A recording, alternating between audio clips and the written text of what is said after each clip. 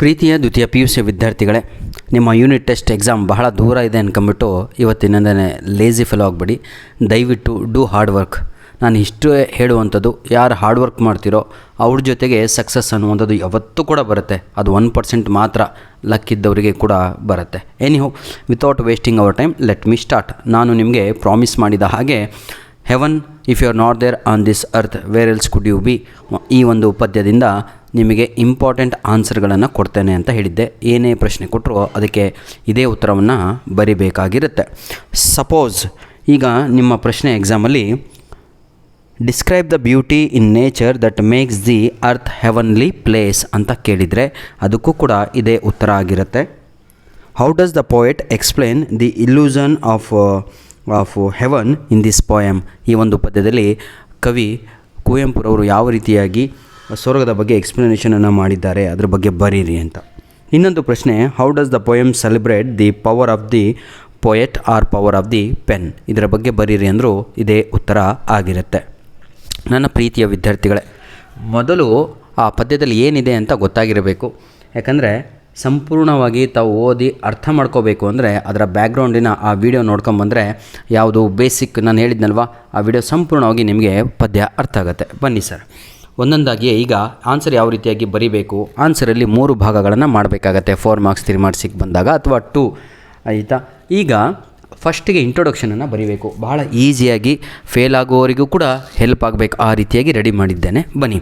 Haven if you are not here on earth is beautiful poem by Kuvempu on nature and its beauty. Kuvempu is one of the greatest Kannada poets of the 20th century. He was awarded Jnanpith award for his Ramayana Darshanam. ನನ್ನ ಪ್ರೀತಿಯ ವಿದ್ಯಾರ್ಥಿಗಳೇ, ಕೆಲವೊಮ್ಮೆ type ಮಾಡುವಾಗ ಅರ್ಥ ಆಗತ್ತಲ್ವ, spelling mistake ಆಗಿರ್ಬೋದು. ತಾವುಗಳು ಬಹಳ ಬುದ್ಧಿವಂತರು. ಕೆಲವೊಮ್ಮೆ ಸ್ಪೆಲ್ಲಿಂಗ್ ಮಿಸ್ಟೇಕ್ ಇದ್ದಾಗ ನಮಗೆ ತಾವುಗಳು ಶ್ರಮಿಸಬೇಕು, ಅದನ್ನು ಸರಿ ಮಾಡ್ಕೋಬೇಕು, ಆಯಿತಾ. ಜ್ಞಾನಪೀಠ ಅದು ಸರಿ ಇದೆ, ಆಯಿತಾ. ನೋಡಿ, ಇಷ್ಟೇ ಬರೆಯೋದು ಇಂಟ್ರೊಡಕ್ಷನಲ್ಲಿ. ಏನಂತ? Heaven if you are not there on this earth is a beautiful poem written by Kuvempu. Kuvempu he belongs to 20th century, 20ನೇ ಶತಮಾನದವರು. Kuvempu is one of the greatest Kannada poet. ನೋಡಿ, ಈ ಒಂದು ಪದ್ಯವನ್ನು ಕನ್ನಡದಲ್ಲಿ ಬರೆದದ್ದು, ಇದನ್ನು ಇಂಗ್ಲೀಷಿಗೆ ಟ್ರಾನ್ಸ್ಲೇಟ್ ಮಾಡಿದವರು ಡಾಕ್ಟರ್ ಸಿ ನಾಗಣ್ಣ ಅಂತ ಅವರ ಹೆಸರು. ಕ್ಲಿಯರ್? ಇದನ್ನು ಕೂಡ ತಾವುಗಳು ಆ್ಯಡ್ ಮಾಡ್ಕೊಂಡು ಬರಿಬೋದು, ಇನ್ನೂ ಸ್ವಲ್ಪ ಜಾಸ್ತಿ ಆನ್ಸರ್ ಬೇಕು ಅಂದರೆ. He was awarded Jnanpith award. ನೋಡಿ, ಹಿ ವಾಸ್ ಅವಾರ್ಡೆಡ್ ಜ್ಞಾನಪೀಠ. ಏನನ್ನು ಕೊಡಲಾಗುತ್ತೆ ಅವರಿಗೆ? ಜ್ಞಾನಪೀಠ ಪ್ರಶಸ್ತಿಯನ್ನು ಕೊಡಲಾಗುತ್ತೆ. ಏನಕ್ಕೆ ಅಂದರೆ ಫಾರ್ ಹಿಸ್ ಯಾವುದೋ ರಾಮಾಯಣ ದರ್ಶನಂ, ಆ ವರ್ಕಿಗಾಗಿ ಅಂತ. ನನ್ನ ಪ್ರೀತಿಯ ವಿದ್ಯಾರ್ಥಿಗಳೇ, ದಯವಿಟ್ಟು ವಿಡಿಯೋ ಅಂತೂ ನೋಡ್ತಾ ಇದ್ದೀರಾ, ದಯವಿಟ್ಟು ನಮ್ಮ ಏನಂತೀರಾ ಸರ್, ಒಂದು ರಿಕ್ವೆಸ್ಟು, ನಿಮ್ಗೆ ಗೊತ್ತಲ್ವ ಎಲ್ಲರಿಗೂ ಕೂಡ, ಒಂದು ಶೇರ್ ಮಾಡಿ ಸರ್, ಒಂದು ಲೈಕ್ ಬಟನನ್ನು ಕೊಡಿ. ನಾವು ನಿಮ್ಮಿಂದ we are not demanding anything from you. ಅರ್ಥ ಆಗುತ್ತೆ ನಿಮಗೂ ಕೂಡ. ಇದೇ ವಿಡಿಯೋದ ಡಿಸ್ಕ್ರಿಪ್ಷನ್ ಬಾಕ್ಸಲ್ಲಿ ನಿಮ್ಮ ಯೂನಿಟ್ ಟೆಸ್ಟ್ 2ಗೆ ಬರುವಂತಹ ಗ್ರಾಮರಿನ ಲಿಂಕ್ಗಳನ್ನು ಕೊಟ್ಟಿರ್ತೇನೆ. ಡೈರೆಕ್ಟ್ ಆ್ಯಂಡ್ ಇಂಡೈರೆಕ್ಟ್ ಸ್ಪೀಚ್ ಆಗಿರ್ಬೋದು, ಪ್ಯಾಸಿವ್ ವಾಯ್ಸ್ ಆಗಿರ್ಬೋದು, ಮ್ಯಾಚ್ ದ ಫಾಲೋಯಿಂಗ್ ಆಗಿರ್ಬೋದು, ಹಾಗೂ WH ಕ್ವಶನ್ಸು, ಹೌದಲ್ವಾ, ಕ್ವಶನ್ ಟ್ಯಾಕ್ಸು, ಈ ರೀತಿಯಾಗಿ ನಿಮ್ಮ ಯೂನಿಟ್ ಟೆಸ್ಟ್ ಗ್ರಾಮರ್ ಇದೆಯೋ ಇದೇ ವಿಡಿಯೋದ ಲಿಂಕಿನಲ್ಲಿ ಕೊಟ್ಟಿರ್ತೇನೆ, ಅಲ್ಲನ್ನು ಯೂಟಿಲೈಸ್ ಮಾಡ್ಕೊಳ್ಳಿ. ಈಗ ಇಂಟ್ರೊಡಕ್ಷನ್ ಬರ್ದಾಯಿತು. ಈಗ ಪದ್ಯವನ್ನು ಸಾರಾಂಶವನ್ನು ಬರಿತಾ ಹೋಗಬೇಕು. The theme of the poem is ಅಂತ ಹೇಳಿದರೆ ಈ ಪದ್ಯದ ತಿರುಳು ಏನು ಅಂತ. The theme of the poem is how we the human beings can transform this earth into heaven. ಕವಿ ಕುವೆಂಪುರವರ ಪ್ರಕಾರ ಏನು ಹೇಳ್ತಾರೆ ಅಂದರೆ, ಕುವೆಂಪುರವರು, O human beings, you can transform, ಈ ಭೂಮಿಯನ್ನು you can transform this earth into heaven ಅಂತ ಹೇಳ್ತಾರೆ. ಈ ಭೂಮಿಯನ್ನೇ ತಾವುಗಳು ಸ್ವರ್ಗವನ್ನಾಗಿಸಬಹುದು. ಹೇಗೆ ಅಂದರೆ ಒಳ್ಳೆಯ ಕಾರ್ಯಗಳಿಂದ ಅಂತ, ಬೈ ಡೂಯಿಂಗ್ ಗುಡ್ ಡೀಡ್ಸ್ ಅಂತ. ಎಷ್ಟೋ ಕಡೆ ನೋಡಿರ್ತೀರ, ಮಠಗಳಲ್ಲಿ ದಾಸೋಹ ಕಾರ್ಯಕ್ರಮಗಳನ್ನು ಇಟ್ಕೊಂಡಿರ್ತಾರೆ. ಅದನ್ನು ನಾವು ದೇವರ ಕೆಲಸ ಅಂತ ಹೇಳ್ತೀವಿ. ಯಾಕಂದರೆ ಆ ದೇವರು ಉಣ್ಣಕ್ಕೆ ಹಾಕುವವನು ಜಾತಿ ಧರ್ಮ ನೋಡದ ಹಾಗೆ ಈ ದಾಸೋಹದಲ್ಲಿಯೂ ಕೂಡ ಅಷ್ಟೇ, ಏನನ್ನು ಕೂಡ ನೋಡಲಾಗಲ್ಲ. ಎಲ್ಲರೂ ಬಂದು ಖುಷಿಯಾಗಿ ಊಟ ಮಾಡಿ ಹೋಗ್ತಾರೆ. ಅಂತಹ ಕಾರ್ಯವನ್ನು ನಾವು ದೇವರ ಕಾರ್ಯ ಅಂತ ಕರಿತೇವೆ. ಅದೇ ಇಲ್ಲಿ ಕುವೆಂಪುರವರು ಹೇಳ್ತಾ ಇದ್ದಾರೆ, my dear human beings, my dear, ಆಯಿತಾ, you can transform this earth to heaven into heaven ಅಂತ, by following the path of virtue, ಒಳ್ಳೆಯವರು ಆಗುವುದರ ಮುಖಾಂತರ ಅಂತ.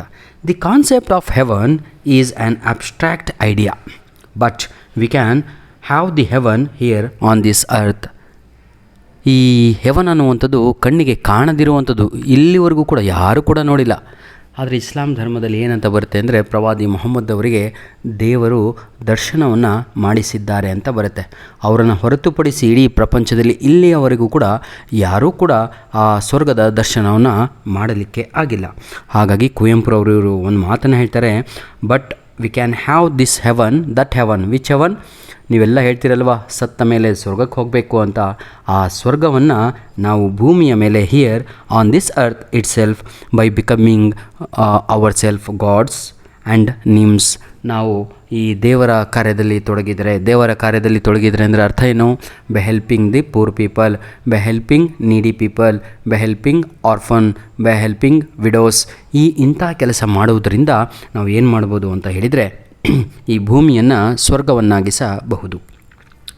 The poet expects us to develop noble and divine qualities so that the earth will be transformed into a place called beauty ಅಂತ. ಅಂದರೆ ಏನು ಹೇಳ್ತಾರೆ ಅಂದರೆ ಕವಿ, ನೀವು ಹೆಣ್ಣು ಮಕ್ಕಳು ಗಂಡು ಮಕ್ಕಳು ಈ ಪ್ರಪಂಚದಲ್ಲಿ ಎಲ್ಲರೂ ಇದ್ದೀರಲ್ವ, ಎಲ್ಲರೂ ಕೆಲವೊಂದು ಕ್ವಾಲಿಟೀಸ್ಗಳನ್ನು ಅಳವಡಿಸಿಕೊಳ್ಳಬೇಕು. You need to adapt, you need to develop some noble qualities, divine qualities. ಈಗ ಡಿವೈನ್ ಕ್ವಾಲಿಟೀಸ್ ಅಂದರೆ ಒಂದು ಅರ್ಥನ ಹೇಳ್ತೀನಿ. ಏನು ಅಂದರೆ, ನಿಮ್ಮ ಪಂಚೇಂದ್ರಿಯಗಳನ್ನು ತಾವುಗಳು ಹಿಡಿತದಲ್ಲಿ ಇಟ್ಟುಕೊಳ್ಳಬೇಕು. ಒಂದು ಪರಸ್ತ್ರೀ ಹೋಗುವ ಸಮಯದಲ್ಲಿ ಅವಳನ್ನು ನೋಡಬಾರದು, ಹೌದಲ್ವಾ? ಅದನ್ನೇ ಡಿವೈನ್ ಕ್ವಾಲಿಟೀಸ್ ಅಂತ ಹೇಳುವಂಥದ್ದು. ಒಂದು ಪರಸ್ತ್ರೀ ರಾತ್ರಿಯ ಸಮಯದಲ್ಲಿ, ಬೆಳಗ್ಗೆ ಸಮಯದಲ್ಲಿ ನಿಮ್ಮ ಪಕ್ಕದಲ್ಲೇ ಕುಂತಾಗ ಯಾವುದೇ ರೀತಿಯಾದಂಥ ನಿಮಗೆ ಏನಂತೀರ, ನಿಮ್ಮ ಯೋಚನೆಗಳಲ್ಲಿ ಬದಲಾವಣೆ ಆಗಕೂಡದು. ಆವಾಗ ಅದನ್ನು ಡಿವೈನ್ ಕ್ವಾಲಿಟೀಸ್ ಅಂತ ಹೇಳ್ತೀವಿ, ಹೌದಲ್ವಾ? ಇಂಥವ್ರು ಆದಾಗ ಮಾತ್ರ ಈ ಭೂಮಿಯನ್ನು ಸ್ವರ್ಗವನ್ನಾಗಿಸಬಹುದು. ದಿ ಆಬ್ಜೆಕ್ಟ್ಸ್ ಆಫ್ ನೇಚರ್, ನೋಡಿ ಕುವೆಂಪುರವರು ಹೇಳ್ತಾರೆ, O dear, O my dear human beings, ಓ ಮಾನವರೇ, ಮಾನವತಾವಾದ ಕೂಡ ಇವರೇ ಮಾಡಿದವರು, ಆಯಿತಾ? ಅಂದರೆ ನಾವೆಲ್ಲರೂ ಅಣ್ಣ ತಮ್ಮಂದಿರೋ ಅಂತ. ನೋಡಿ, ಅದನ್ನು ಬ್ರದರ್ಹುಡ್ ಅಂತ ಕರಿತೀವಿ. Any how my dear children, ಈಗ ಕೇಳಿ, ದಿ ಆಬ್ಜೆಕ್ಟ್, ಕುವೆಂಪುರವರು ಏನಂತ ಹೇಳ್ತಾರೆ? ಓ ಸ್ವರ್ಗವೇ, ನೀನು ಆಕಾಶದಲ್ಲಿಲ್ಲ, ಭೂಮಿಯ ಮೇಲೆ ಇರೋದು ಅಂತ ಹೇಳ್ತಾರೆ. ಟು ಜಸ್ಟಿಫೈ ಹಿಸ್ ಸ್ಟೇಟ್ಮೆಂಟ್, ಅರ್ಥ ಆಗತ್ತಾ? ಜಸ್ಟಿಫೈ ಅಂದರೆ ಸಮರ್ಥನೆ ಮಾಡಿಕೊಳ್ಳಲು. To justify his statement, Kuvempu he has given some examples like roaring stream, rolling surf, tender sunshine, verdant garden, and the gentle sun makes this earth heaven, lies all over this earth. The splendor of harvest and the moonlight that spread all over the earth makes this earth more beautiful ಅಂತ ಹೇಳ್ತಾರೆ. Place ಅಂದರೆ ಈ ಭೂಮಿ ಮೇಲೆ ಇರುವಂತಹ ಆ ದೇವರು ಕೊಟ್ಟಿರುವಂತಹ ಏನಂತೀರ ಅದನ್ನು, ನಮ್ಮ ಭೋಗದ ಜೀವನಕ್ಕಾಗಿ ಕೊಟ್ಟಿರುವಂತಹ ನೀರಾಗಿರ್ಬೋದು, ಝರಿಗಳಾಗಿರ್ಬೋದು, ಅಲೆಗಳಾಗಿರ್ಬೋದು, ನಮ್ಮ ಕಣ್ಣಿಗೆ ತಂಪು ಉಂಟು ಮಾಡುವಂತಹ ಸಮುದ್ರಗಳಾಗಿರ್ಬೋದು, ಶಾಂತ ಸಾಗರಗಳಾಗಿರ್ಬೋದು, ಇದನ್ನೆಲ್ಲ ನೋಡಿದಾಗ ನಿಮಗೆ ಮನಸ್ಸಿಗೆ ಅನಿಸಲ್ವಾ, this earth is itself is heaven ಅಂತ. ಈ ರೀತಿಯಾಗಿ the poet creates heaven on earth. ಈ ರೀತಿಯಾಗಿ ಕವಿ ಕುವೆಂಪುರವರು ಆಕಾಶದಲ್ಲಿರುವ ಸ್ವರ್ಗವನ್ನು ಭೂಮಿಗೆ ತರ್ತಾರೆ, heaven on earth, though with his sweet songs, ಈ ಒಂದು ಪದ್ಯದ ಮುಖಾಂತರ. ದಸ್ ದ ಪೋಯೆಟ್ ಅಂದರೆ ಕವಿ celebrates the beauty of nature and its beauty. ಅಂದರೆ ಎಷ್ಟು ನೀಟಾಗಿ ಹೇಳ್ತಾರೆ ನೋಡಿ ಕುವೆಂಪುರವರು. ಐ ಎಂಜಾಯ್, ನಾನು ಬಹಳ ಎಂಜಾಯ್ ಮಾಡಿದೆ. ಏನು ಅಂದರೆ, that is power of my pen ಅಂತ. ಯಾವ ರೀತಿಯಾಗಿ ನನ್ನ ಪೆನ್ನಿನ ಮುಖಾಂತರ, ಬರವಣಿಗೆಯ ಮುಖಾಂತರ, ಪದ್ಯದ ಮುಖಾಂತರ ಆ ಸ್ವರ್ಗವನ್ನು ನಾನು ಎಲ್ಲ ಧರ್ಮ, ಅದಕ್ಕೆ ತಾವುಗಳು ಒಂದು ಲೈನನ್ನು ಬರೀಬೇಕು, ಮರ್ತೋದೆ ನಾನು ಹೇಳೋದು. Kuvempu breaks the mythology. ಕುವೆಂಪುರವರು ನಮ್ಮ ನಂಬಿಕೆಗಳನ್ನು ಇಲ್ಲಿ ಏನು ಮಾಡ್ತಾರೆ ಅಂತ ಹೇಳಿದರೆ, ಅದನ್ನು ಹೊಡೆದಾಕ್ತಾರೆ. ಏನು ಅಂತ ಹೇಳಿದರೆ, ಪ್ರತಿಯೊಂದು ಧರ್ಮ ಕೂಡ ಹೇಳುತ್ತೆ ಸ್ವರ್ಗವಿದೆ ಅಂತ. ಕುವೆಂಪುರವರು ಹೇಳ್ತಾರೆ, ಸ್ವರ್ಗ ಸತ್ತ ಮೇಲೆ ಯಾಕಯ್ಯ ಕಾಯ್ತೀಯ, you can create heaven when you are alive ಅಂತ ಹೇಳ್ತಾರೆ. This is the end of this summary of this poem. My dear children, please do practice makes man perfect. ಬರೀ ನೋಡೋದ್ರಿಂದ, ಕೇಳಿದ್ರಿಂದ ಏನೂ ಕೂಡ ಸಿಗಲ್ಲ ಕಣ್ರಿ. ಧನ್ಯವಾದಗಳು. 10 ನಿಮಿಷದ ಅಮೂಲ್ಯವಾದ ನಿಮ್ಮ ಸಮಯವನ್ನು ನನಗೆ ಕೊಟ್ಟಿದ್ದಕ್ಕಾಗಿ ದೇವರು ನಿಮಗೂ ಕೂಡ ಚೆನ್ನಾಗಿಟ್ಟಿರಲಿ, ನನಗೂ ಕೂಡ ಆರೋಗ್ಯ ಚೆನ್ನಾಗಿರಲಿ ಅಂತ ದೇವ್ರ ಹತ್ರ ಬೇಡಿ ಅಂತ ಹೇಳ್ತಾ ವಿಡಿಯೋನ ಇಲ್ಲಿಗೆ ಮುಗಿಸ್ತಾ ಇದ್ದೇವೆ. ಧನ್ಯವಾದಗಳು.